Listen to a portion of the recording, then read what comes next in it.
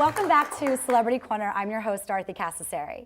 Sure, the entertainment news outlets have given us plenty of behind-the-scenes coverage of the Oscars, but there's no better way to see the night than through the eyes of the stars via their Twitter, Instagram, and Facebook accounts. Joining me tonight to chat about some of the social media highlights of the night is Greg Litley, Director of Strategy at Iced Media in NYC, and Colleen Giannoni, Director of Social Media for Element Associates. Welcome. Thank you for having us. So, social media was a huge part of the Oscars this year, correct? Totally. Absolutely. I want to talk about the selfie heard around the world. Epic. The selfie of all selfies. Yeah, exactly. Like, I'll never take a selfie again because it will never compare to what Ellen DeGeneres did with all of those A-list celebrities, Brad Pitt, Angelina. Tell me a little bit about kind of, you know, it broke Twitter, is this right? Well, it officially broke Twitter in terms of the counter. Twitter actually had to go in 45 minutes into the selfie going live because it had already hit 1 million.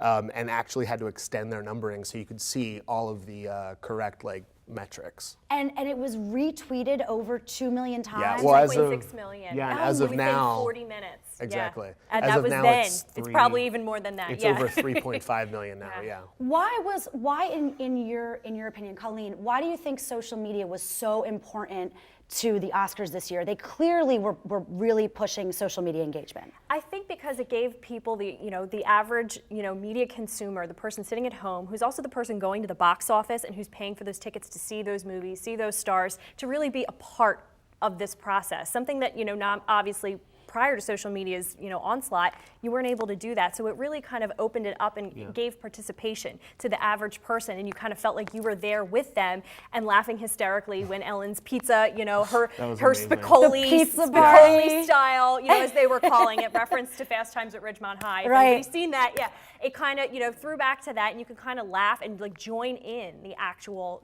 process and the whole awards. It basically personalized the entire experience. It really did. And whether or not you had 16 celebrities in a selfie, or you saw Jared Leto taking a selfie of himself on the red carpet, it totally made that experience more humanized. Without a doubt. So let's move on to Leonardo DiCaprio. Poor Leo. Always a bridesmaid, never a bride. Exactly. So these hashtags were trending. Pray for Leo, poor Leo, give Leo an Oscar. I mean, he's been nominated 4 times. He hasn't won, and people on social media were outraged. Yeah. His fans were out in full force on social media, and there's 2 different courts. There's the Academy, who actually gives the awards, and then there's the court of public opinion, which tends to play out on social media now. So they were out in full effect, and they thought he should have won, and they took to Twitter, they took to Facebook, and they wanted their voice to be heard. They even added to Tumblr. If you just kind of search the poor Leo hashtag on Tumblr, you would see all of these created GIFs of him crying, and then the award being taken away from him. I saw that. So, it's like him in the movie Romeo and Juliet. Exactly. He's really crying because Juliet is dead, but he's crying next to an Oscar laying in the casket. It's Hilarious. it's Leo crying face on repeat. Oh gosh, I love that. And what also the other thing that's interesting is there was a study done that showed that the social media sphere, Twitter and Facebook and Instagram, if it was up to social media, The Wolf of Wall Street would have won for Best Picture in a landslide. Of course, we know 12 Years a Slave was the winner for Best Picture, but what are kind of your thoughts about the idea that people kind of have a say on Twitter now about the Academy Awards? Should the voting? I mean, it's not the People's Choice Awards. It'll never, it'll never go that way. Should social media be able to influence the Academy in any way now? I think it's definitely important. I mean, you feel as though those are the people that are actually people that are tweeting and are putting their opinion at the forefront. They're the people that are actually going out to buy the tickets to these films. So it's not surprising that such a box office hit like Wolf of Wall Street won public opinion as opposed to 12 Years a Slave, which was more of an indie hit. Right, and that oftentimes does happen with Best Picture. It's kind of the more mainstream, the less mainstream film that wins.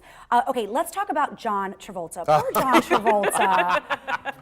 This was kind of amazing. Okay, so there's now a Twitter account called Adele Dazeem. Okay, which has over 6,000 followers right now. 6,000 followers. And there's other accounts too. There's multiple Twitter accounts. It's now. an amazing parody account. It is actually hilarious. He tweeted, It's Spam Bullock instead of Yeah. Exactly. Spam Bullock Yes. instead of Yes. Sandra Yes. Bullock. Yes. Yes. Oh my goodness. So poor John Travolta, he has dyslexia, Yeah. and that's why he misread the name. Well, but- you would think he would, in rehearsals, he would memorize the He name. would have practiced a little bit. You Yeah, know, you had one job to do: go out, announce the singer Adina Menzel. But what I love from She this, comes on, does her yeah, thing. What I love from this is not just the parody account, but also BuzzFeed now has a John Travolta Say My Name generator, where anyone can go in and plug in their name, and then it basically translates it exactly I to was how just John checking Travolta would Facebook, say your name. and it's all over the place. Everybody's funny. doing it. Oh What my your funny. name would be, Yeah. John Goodness. Travolta. My name would Iced. be like Gabriella Trititi.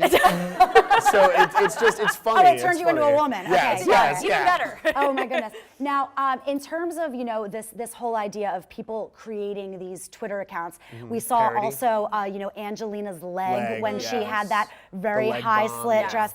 Well, what's the incentive for people to do this? Well, there's sort of also a thing? Jennifer Falls. Oh, which right, is, 'cause Jennifer with Jennifer Lawrence- Lawrence, she falls She fell again. everywhere. She Right. fell during the red carpet. Right, so, she yeah. fell up the stairs last year at the Academy Awards, and then She she fell fell on the down red carpet. on the And red the red carpet carpet. this year. Yeah. I mean, are you following these accounts? Do I you mean, I follow think it them? just adds to, so the whole idea of kind of, tweeting and broadcasting during an award show is that idea of a second screen experience. And these parody accounts are born directly out of what's happening in real time. So I think it just kind of furthers along that like audience participation factor. And Right. You know what? They're funny, and their Yes. people are creative. And they're lighthearted. They're not- lighthearted. yeah. They're usually not meant to, Yeah. they're just, it shows people's creativity who are actually maybe not out necessarily it's in the so creative funny. fields. It's but so it's funny. hilarious. So yeah, you do follow it for a little while. Yeah, usually, it's and then maybe unbelievable. not, but yeah. I mean, I have to say, I love it being an interactive experience watching the Oscars now. How many people were tweeting or Facebooking or Instagramming in our studio audience? Yeah. Okay, so it wasn't just us, Yeah. but Yeah. it's really unbelievable that now, people can interact. You don't have to have a party and have everybody over and eat snacks and global pop cocktail chips. party. You can have Yeah. everybody over. Yeah. Yeah. Well, thank you so much for joining us. I Thank you. really appreciate it. And up next, it is giveaway time. Stay tuned.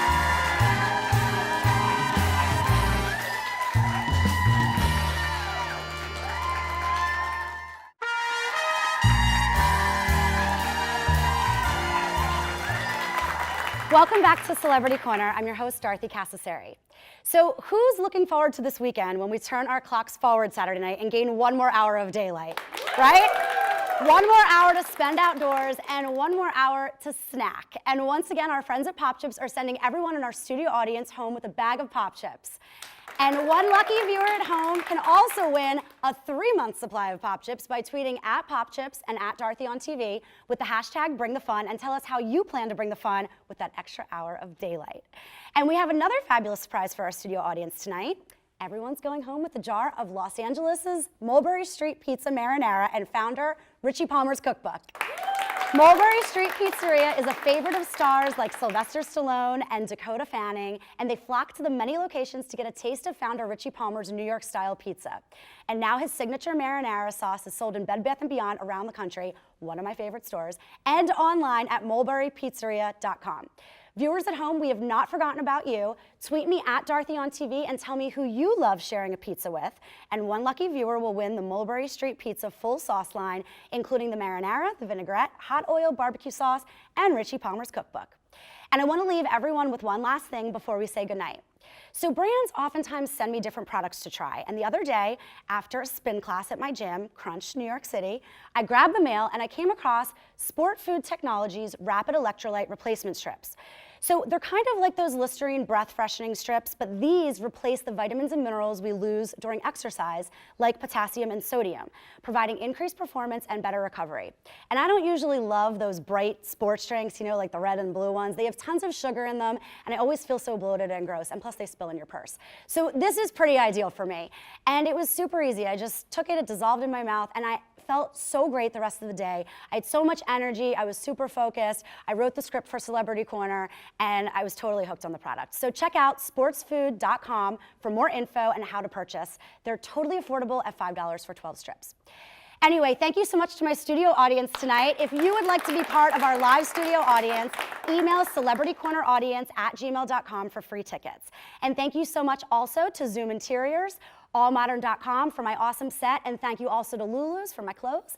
And tune in next Thursday night, 6:30 in New York on WVVH, 7:30 in Pennsylvania, New Jersey, and Delaware on WMCN, and also 7:30 online at dorothyOnTV.com.